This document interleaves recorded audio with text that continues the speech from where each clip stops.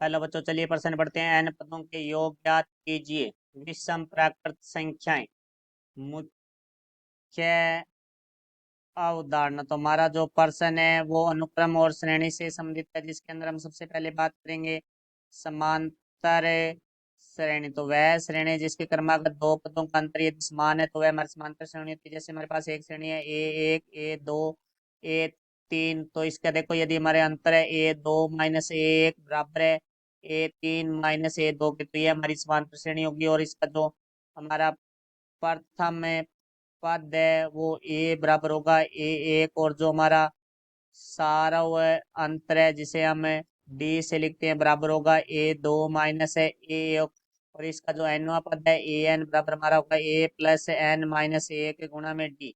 और एन पदों का योगफल SN बराबर होगा N बटा 2 गुणा में 2A प्लस एन माइनस 1 गुणा में डी।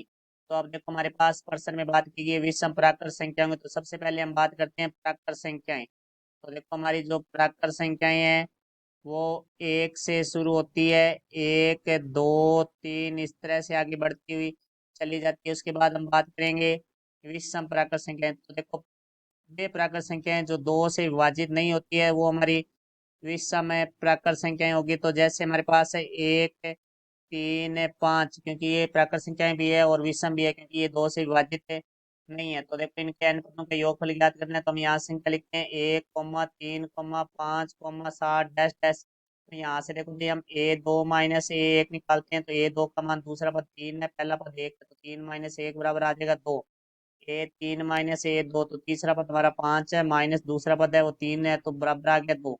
तो यहाँ से देखते हैं क्रमांक दो पदों का अंतर हमारा समान है, तो ये हमारी एक समांतर श्रेणी है। तो जिसका एक का मान होगा हमारे पास एक, और डी है जो हमारा A2 माइनस A1 होता है, जो कि हमने निकाला है कि हमारा होगा 2।